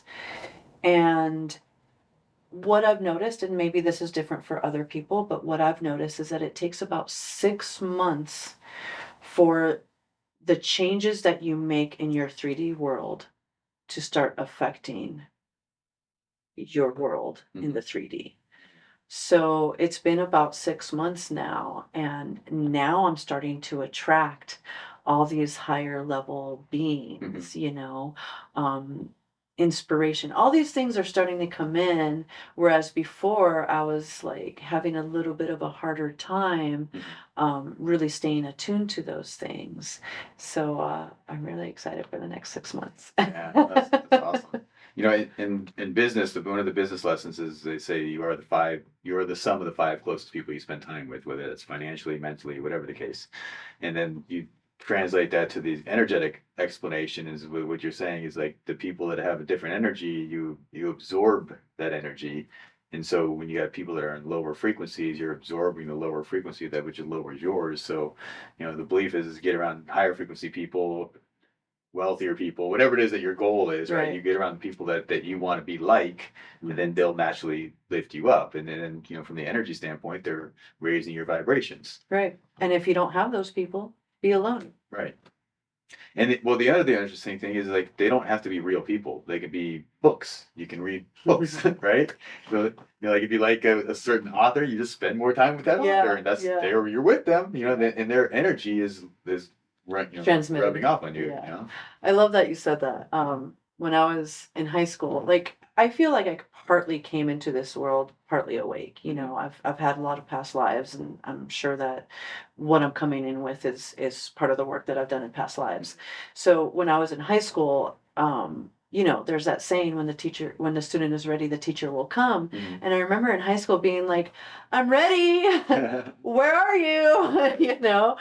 And eventually I came to the realization that my books are my gurus, my books are my teachers. And now it's gotten to the point where, my spirit guides and even just somebody passing on the street, they'll say something and I'm just like, it's exactly what I needed to hear right then, And like I said, trusting and surrendering to spirit, sometimes it'll take years to have confirmation, but I was still guided in the moment that I needed it, right. So yeah, gain your wisdom from everywhere, Right. because it really is everywhere. They're all your teacher. Yeah. Everything's your Yeah. teacher. When you're awake or willing to receive the signs, they show up everywhere. Right. As long as you clear the way to also be able to perceive them. Yeah, no, that's interesting because, they say it's like, so there was this story about how like if you go and buy a car, right? And you're thinking, man, nobody has the same car. This color is beautiful. It's amazing. I've barely seen it. And as soon as you drive off the lot, Yep. see 6 or 7 of them. Right. Right. And it's like, were they always there, or are you just now becoming conscious and aware of them? And obviously the truth is they were always there. They were always there. So with that analogy, it's like the lessons, the teachings, it's always right in front of us. Right. It's always there in many different forms, but yet we are not able to tune into them and see them. And the interesting thing with that is that I think that these different dimensions, when we are able to tune into the different frequencies, it allows us to see different stuff and hear different stuff that was always there. We just didn't actually hear it or see it. Right. Does that make sense? Oh, for sure. So, it's just the amazing power of our mind, right? Like we literally have so much information coming into us, so our mind has to be able to filter it. So it's all about our focus. What is your focus? Right. So you get to decide and this is back to the creator, right? Like whatever we focus on is what we're going to see. So are we focusing on the love? Are we focusing on the compassion? Are we focusing on the guidance that is available to us at all points? Mhm. Or are we focusing on the negative elements of life? Right. So again, it's just a choice. I obviously focus on the positive and, Right. higher elevations. Yeah. It's almost like, so when you're in like a crowded restaurant, it's loud, everybody's talking, but somehow 100 people are talking, you hear someone say your name across the room. Right. We're all tuned in to our names. Like that's the most important thing to all of us is our name. So when you hear your name, it could have been in a crowded room, but also you're like, what? Someone say my name? Or like if you have kids, when you tune into their voice, their frequency of their voice, and so they say, mommy or daddy, and you're like, where are they? My wife gets that all the time. She's like, when they hear the word mommy, it's like every mom's like, what? Where's my kid at? Right? So we all kind of tune into those things, but that's, the people that don't want to believe these things, it's like the answers have always been there, and you already know these things. That is at a certain level, you already understand them, and you already know them. We already have the language of frequencies and electricity and the energy. The language is already there. When we say I'm vibing with you, we've already been using the language for a long time. It's just that integrating it into the actual knowing as opposed to the knowledge, the intellectual knowledge. Right. Like I know we're vibing, but for many people that's just a word, like a slang word Right. that they're using, and they don't put two and two together to realize what they're actually doing. Right. Like you're actually at a frequency Right. that I am at, and so therefore there's that vibrational. Yeah. Yeah. And that's what I think, but that's also, we're all on this path, right? And so some people are further along the path than others. And I think that, people like us, it's our job to take those that are kind of right behind us and just usher them, hey, this is the direction, Yeah. and I say, shine my light on it, on the path. So you can see, I already came down this path, I've been down it for a long time. So now if you want to go there as well, here it is. This is what you need to do. Right. And the ones that are close, it's easy to see the path. The ones that are far away, I'm shining my light, but it's not quite getting to where they want to go to. Right. So it's hard for them to understand. Right. So that's, I feel like my mission has just been just trying to help whoever I can around me. Like, just, this is the way we're going. Yeah. Follow me. Yeah. I think I know where I'm going, kind of. Yeah. Maybe, I don't know. We'll see. In 10 years, we'll look back and be like, maybe that was the wrong way.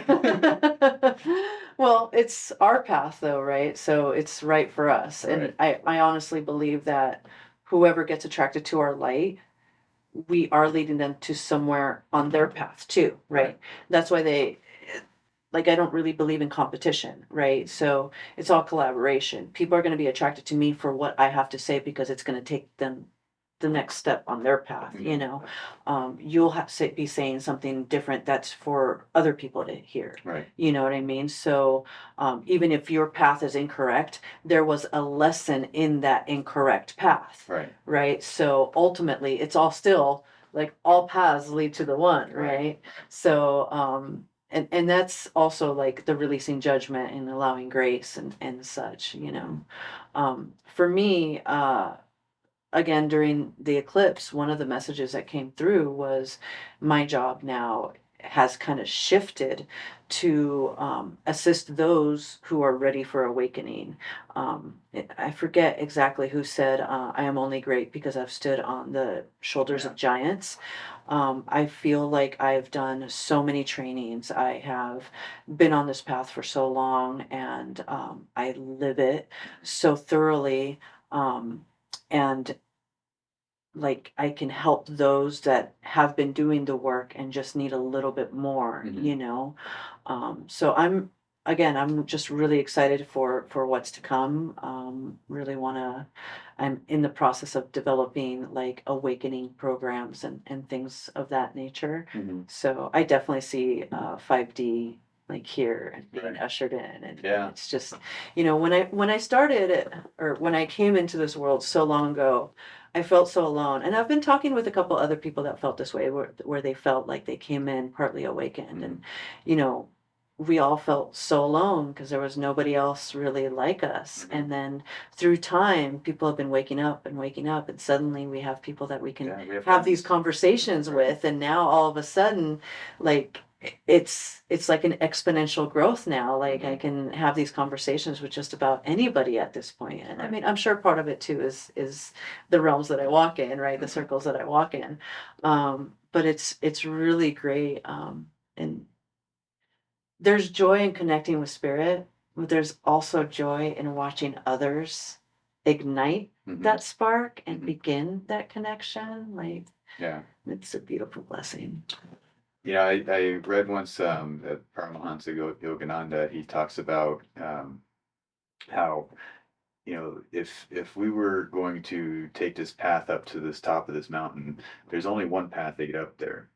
But if I invited my friends from all around the world, they might be coming from India, Europe, wherever, and they're all taking their different paths, right, to get to this one path. And then there's only one path to get to God. Mm, But to get to that point, there's lots of different paths. right, But eventually it all comes together and then we all go, right. and so that kind of gave me this analogy. It's like we're all really headed towards the same place. It's this realization, right? Yeah. This God consciousness or cosmic consciousness, whatever you want to say or whatever resonates with you, but it's how you get to that point where you can get that knowing and that realization and understanding. That's, I think, what we're all trying to get to the point. And, Yeah. and we hear these things psychologically and as lessons, but having that true understanding is a you know, different ballgame, I guess. Yeah. I like to differentiate it from knowing, right? Which is what we're doing intellectually. We're knowing. But wisdom Mhm. is the integration of that. Right. It's the walking that truth, Yeah. you know? Like the experience of actually doing the stuff. Yeah. Yeah. Yeah. Um, Paramahansa Yogananda is actually, I kind of consider him my guru. He was the one before him, I really considered everything that I was doing very scientific, very methodical, very logically oriented. And I read his book, Autobiography of a Yogi, and it just set my heart ablaze and completely shifted the path that I was on. Hmm. Have you joined the self-realization? I have done some of the self realization fellowship. Honestly, it was a little slow for me. Yeah. And my path has led me to a lot of other things that um, yeah, I feel are very, very powerful. The thing with Paramahansa Yogananda, you got to understand, he ushered in this age, Mhm. and he ushered in this age in an age of Christianity. Mhm. So what he created and what he brought was meant to kind of handhold people that weren't ready Mhm. to go here. And he guided them so gently so that they were ready. Mhm. Like a lot of his teachings are really translations of what Jesus was teaching Mhm. and things of that nature. Um, and like I said, I feel like a lot of who I am is because of work that I've done in past lives. So I feel that in today's day and age, we have so many other um, spiritual practices available to us. So I'm very grateful for him, and I choose other methods. Yeah. That's cool. I've been going through his course now for since October, I think. And I'm at the point now where they've officially extended the invitation to be initiated into Kriya Yoga. Good for you. Yeah. And so I'm kind of like I'm trying to decide whether this is my right path, because part of the choice is that you have to accept him as the as your guru, and then be devotional only and loyal only to him. Like, what does that mean exactly? So that mean I can't learn from others, or because I have others that are coming into my life that are teaching me, but am I not supposed to learn from these people and only focus on his teachings? Have you ever felt him? He came to me in his meditation once, when I was kind of debating, and he said, it's like basically like a big like love God, hug, and just come to me, my child, and I'm like, oh, all right, okay, How can you resist? right. So I don't know. It's just It's been definitely, pivotal in my life, and I've changed. I try to, be very consistent with my meditations and following the techniques that they recommend, and it's definitely opening up my eyes, it's more so clarifying the stuff that I've known, or had knowledge about in the past, and he's putting it into a language that it makes sense to me. Well, and that's the thing is yoga is really the science of spirituality, Mhm. right? So, excuse me, that's part of what really attracted me at the beginning. Personally, for me, when anybody asks me for complete allegiance, I take a step back. Mhm. If somebody has to ask me for allegiance, that just doesn't really resonate for me. Like, especially when like there's teachings out there that says, "Oh, this is the highest and the strongest," and blah blah blah blah. Like Yeah. you know, um, I believe in the guru within. Hmm. Not to say that I wouldn't give my allegiance to someone who I believe would be that. Hmm. Um, I just even with Paramahansa Yogananda, I haven't found that for me. Um, and like I say, I call him my guru because he's available to me. I connect with him. I can have experiences with him. Hmm. But I don't believe that I need to solely, give my allegiance to Yeah. that individual. Well, the interesting is that he is never phrased as just him. It's Hmm. the entire lineage of, I forget all the names. There's, a bunch of, Babaji and all right. that. Yeah. So it's a bunch of different names, Yeah. it's not just him. It's the lineage of where he came from, which Jesus Christ was, one of these teachers. Avatars. Yeah. So, it's I don't know. It's compelling. It's definitely, drawing me in, and I've learned a lot, because some of the stuff I just didn't really understand, And you so do now. yeah, and so, the meditations have definitely, opened up my eyes and allowed me to have that stillness and to be able to see, different aspects of myself. Yeah. So Yeah. it's definitely a fun path. Well, also, I don't know if this might help, but there's gurus and then there's Satgurus. Mhm. And I do believe that my lineage is partly that. Mhm. Um, but like I say, I feel like that there's so much more as well. And I also do believe that we are in a point of evolution where it just wasn't this way when self-realization fellowship was created. Mhm. So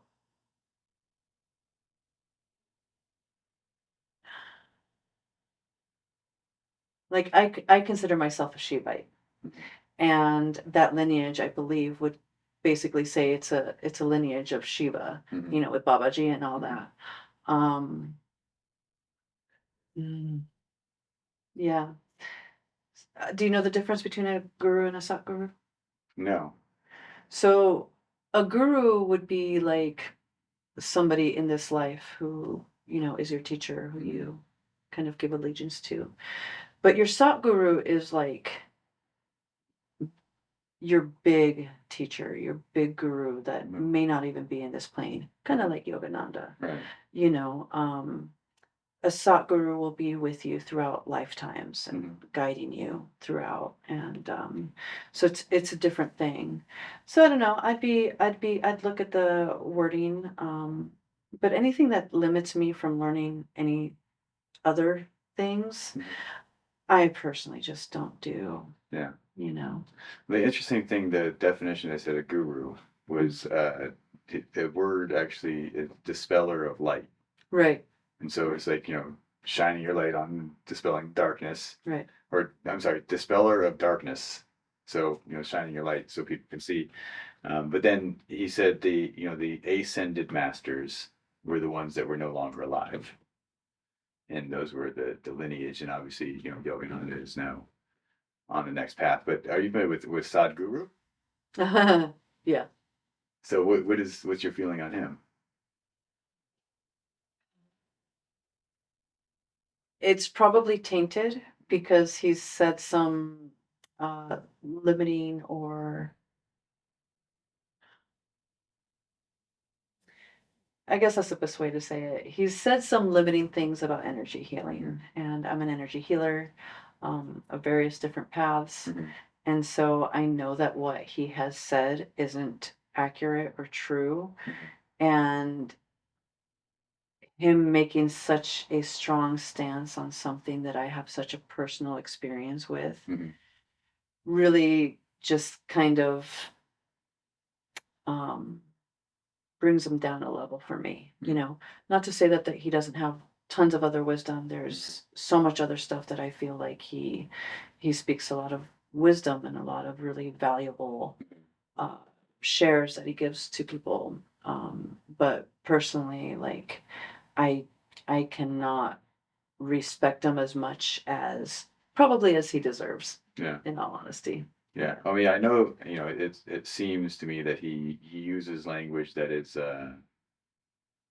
meant to be a little bit off, not off, but Off-putting. well, it's meant to create a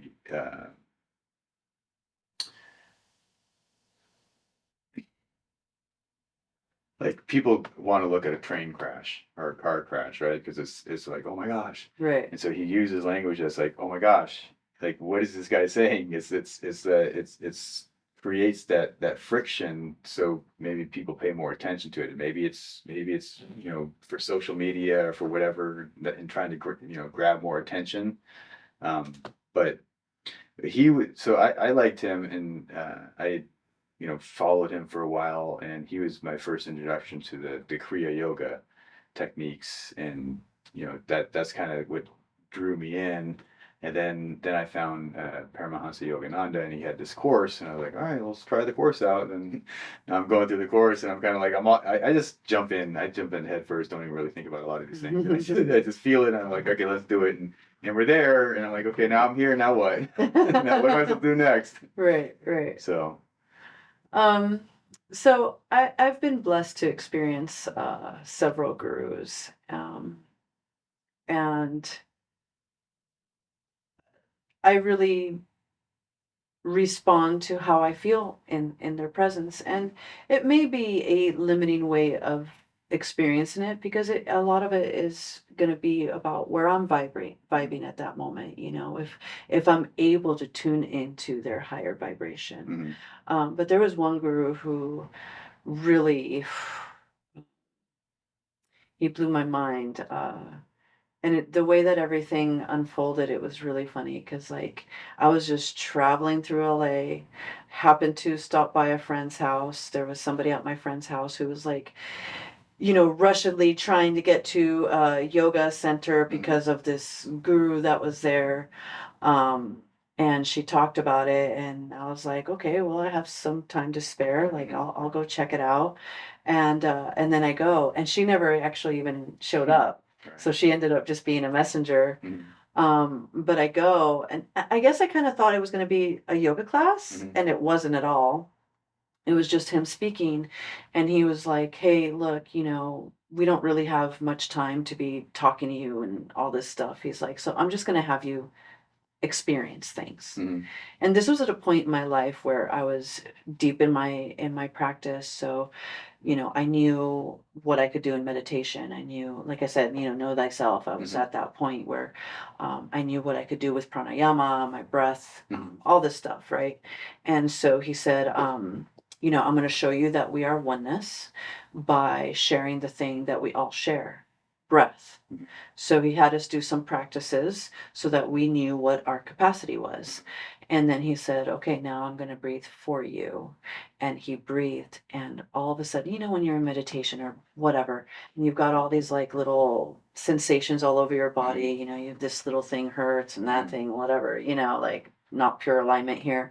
All of that suddenly just dropped away. And my breath probably doubled. Like it was just there wasn't even a question of like if he was breathing for me. It was just so obvious. And then the next thing, he was like, okay, now I'm going to share my consciousness with you. And once again, he did a couple meditations, and then he shared his consciousness. Now, this room was packed, right? Like, it was almost shoulder to shoulder, right? Everybody in the room disappeared. And like the whole room became what I like to call glittering potential. Like, it's just this vibrancy that's everywhere, right?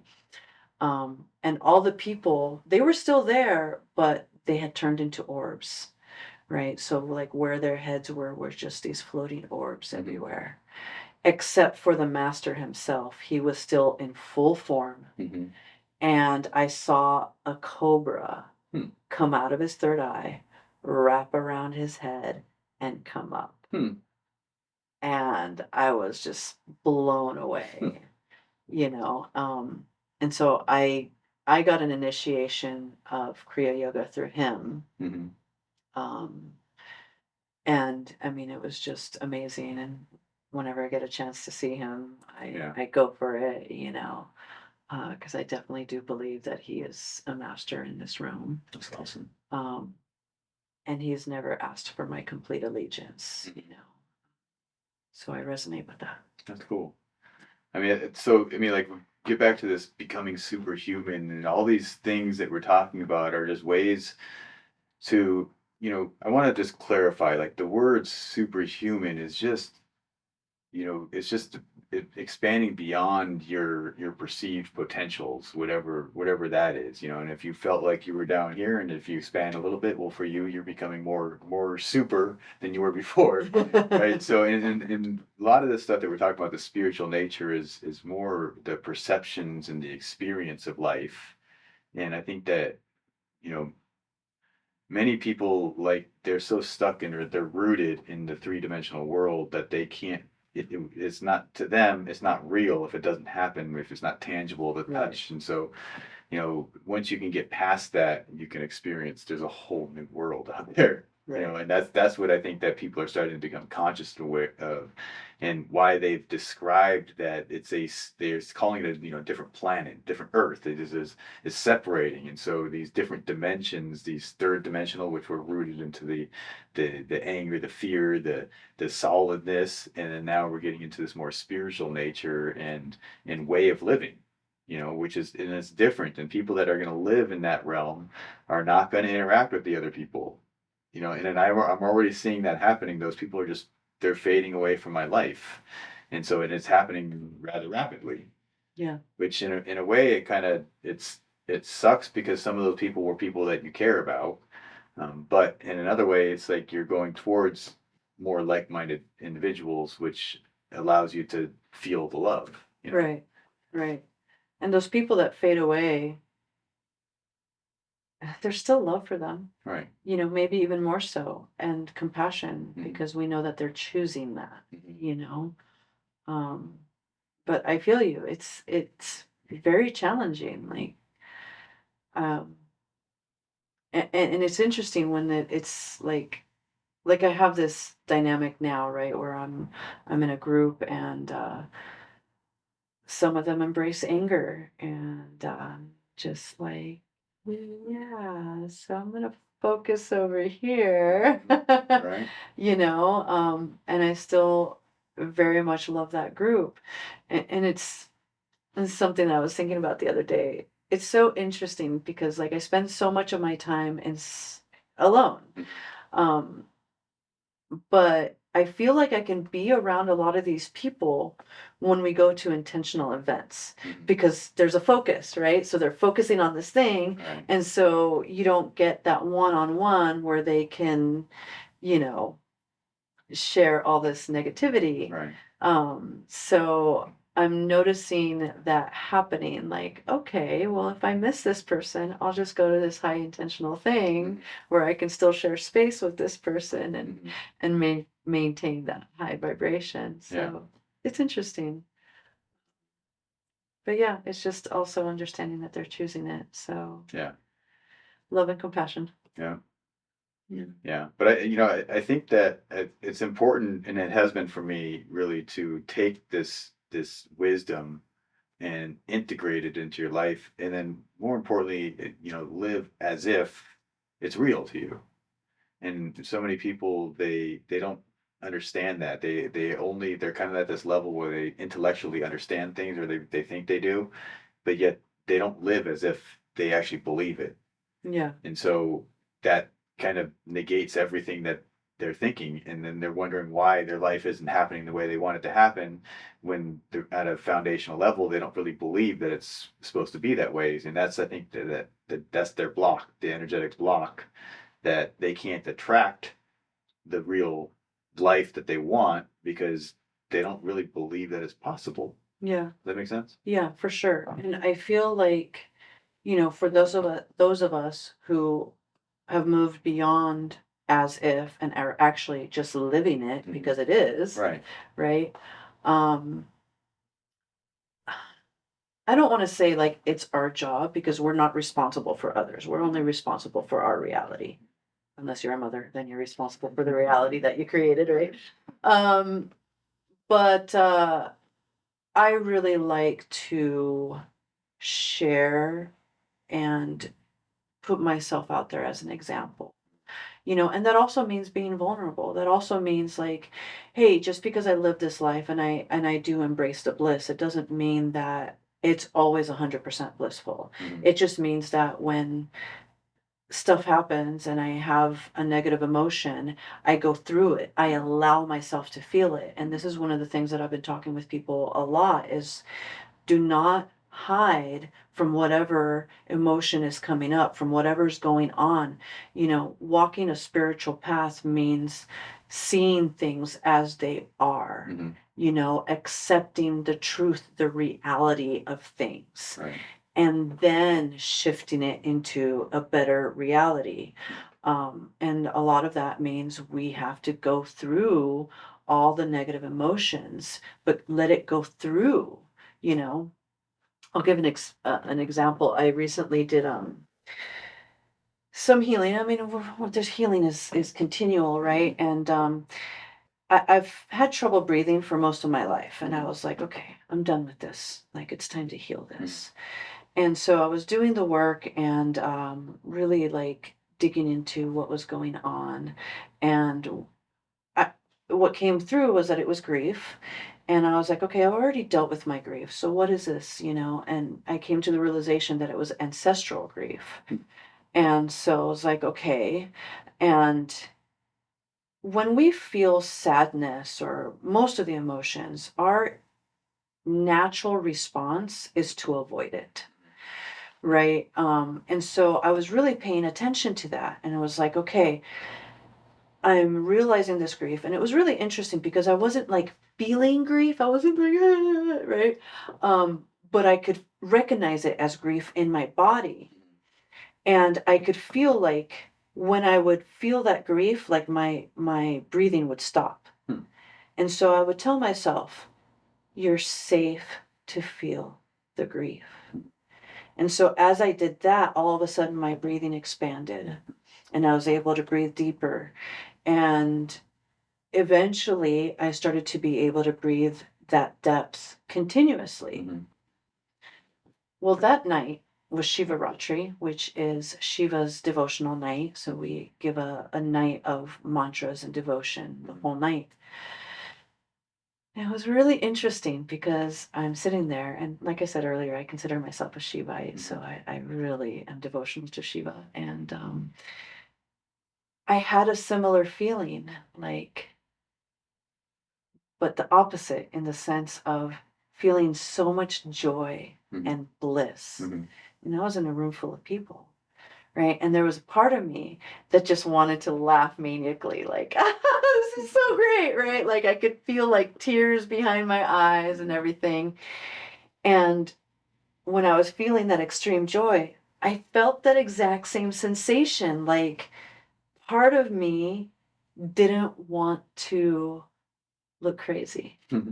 And so it stopped me from feeling that immense joy, that bliss. So I said the exact same thing. It's okay to feel bliss. And all of a sudden, my breathing expanded, tears came down, I started laughing, and it was a really, really beautiful experience. And I had bliss for practically that whole night. And I mean, like I'm usually at a low level of bliss. This was super high bliss to the point where people came up to me afterwards and asked me about the bliss and like, how do you get there? Um, and so my message to a lot of people is you get there by going through everything that we're feeling, Mm-hmm. by not moving to suppress anything Mm-hmm. and allowing. So, Words of wisdom. yeah. Well, thank you so much. This has been such an enlightening experience, and I'm sure that everybody's going to be able to take some great information from this and hopefully integrate into their lives. This was a lot of fun. Thank you so much Yeah. for inviting me. It was cool. I really appreciate your time. Is there anything else that you want to say in closing? Just to let people know that it's all available to them. The whole supernatural thing. Yeah. It's we get to choose it and to just choose to be that blissful being, because it is I honestly believe that bliss is our divine right. Right. So stake it. All of it. It's all there for us. You just got to go for it. Yep. So, Yep. Thank you again. I appreciate you. Thank you. Bless you. Gandhi said, "Be the change you wish to see in the world. You must choose to become superhuman." Thank you for listening to this episode of the Becoming Superhuman Podcast. I'm your host, Trevor Schmidt. Be sure to follow our social media channels. We'll see you next time.